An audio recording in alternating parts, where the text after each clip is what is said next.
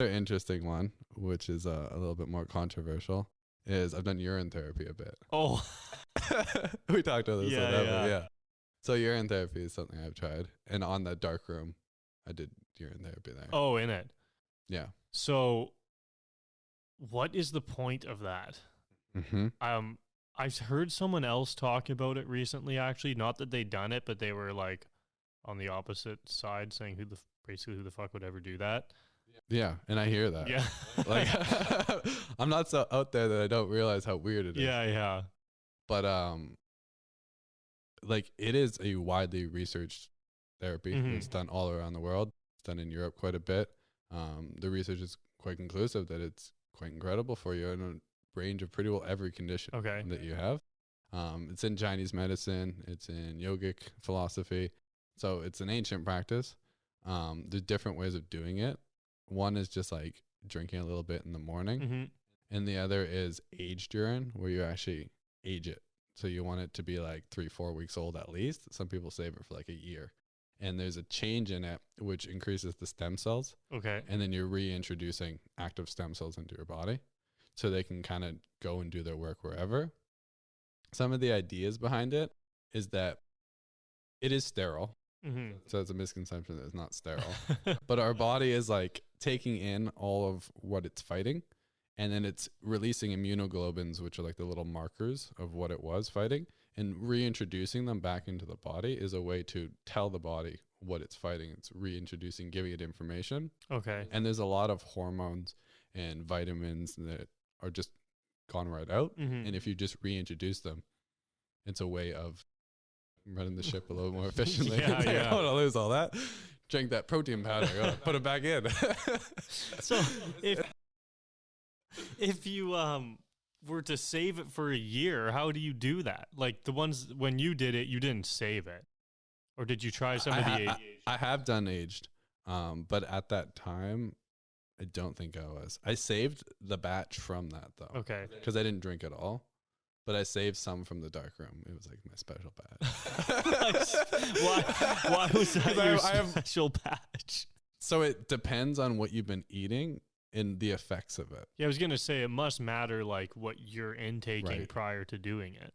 Yeah, one of the things you want to reduce or have none of is meat. Okay. Because a lot of nitrogen comes through. You don't want to reintroduce that. Okay. But if you've been eating like just vegetarian or just fruit, Mm-hmm. it actually tastes quite pleasant. Really? I did a fruitarian before. Okay. So you just eat fruit for a bit. Yeah. And it tasted really good. Okay. Some of the subjective effects that I noticed was in recent years, I've been eating more intuitively. Like I've tried keto and paleo and all these things. And now it's just kind of, I go to a grocery store and I kind of check in with my body and what it wants. Mm-hmm. And my capacity to choose the right foods for myself, it was greatly enhanced. Like I would literally crave certain foods because my body, I felt, was been like, this is what we need. Yeah. And it was very clear. When you were doing the urine therapy, When I it was made it doing more clear. Yes. That's interesting. Yeah. And so you obviously did it multiple times. And then what was the longest aged one that you did?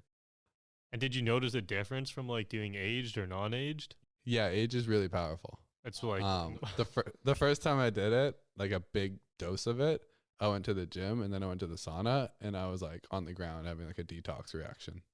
holy.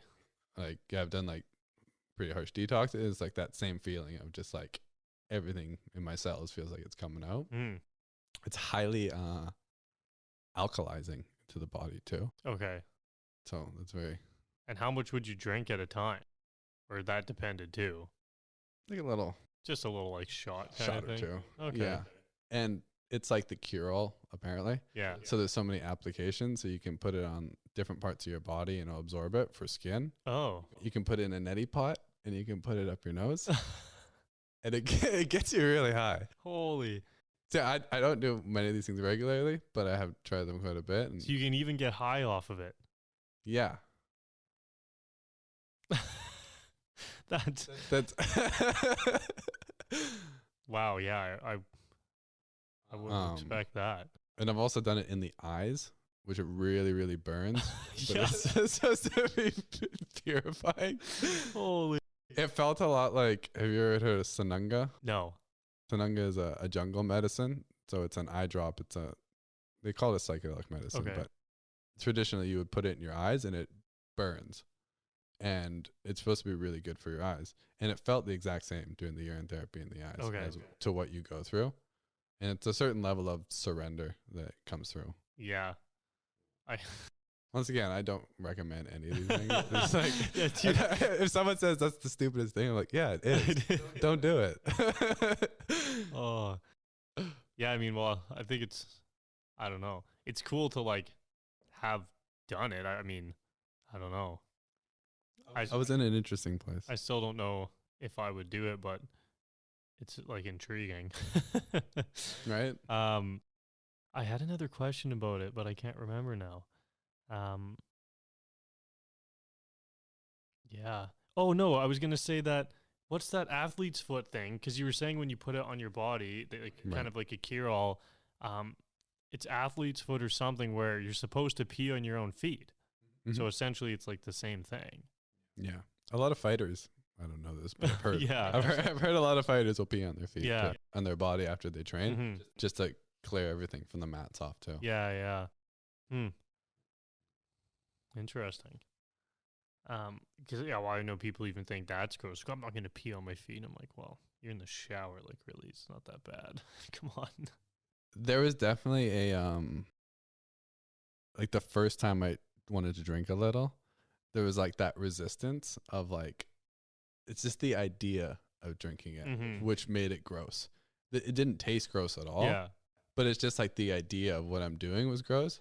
And then that went away, which was a really interesting like psychological shift. Mhm. And now I'm not trying to like be a proponent of it, but I think there's many things in and around these regions, and we can talk about like butt plugs and other things going Yeah. on in the yoga. I haven't tried that, but things are going on in the yoga world. Yeah. And like this is very common all the urine therapy Mhm. for many of the people I talk to. And it's just like we have such a resistance, and it's just not talked about. No. As we said, like sexual practices, drinking your own urine and doing all these things. Not that everyone should be doing them, but there's just such a like, it's a black area. No one's even talked or heard about it. Yeah, that's the thing. Like, even for, if I put myself back like 4 years ago and we were going to talk about this shit, I would literally be like, what the fuck? This is the dumbest shit ever. Who would do that? And I feel like that's where a lot of people are with it. Cause like, yeah, when are you ever going to hear about that? You're not going to learn about it in school. Your parents aren't going to tell you about it. Your Yeah. friends are probably never gonna. It's just kind of one of those things you end up, I don't know, if you become open-minded enough and start doing other practices, you'll eventually learn about it, I guess. Right. I feel it'll come in, maybe not all of the things we talked about, Yeah.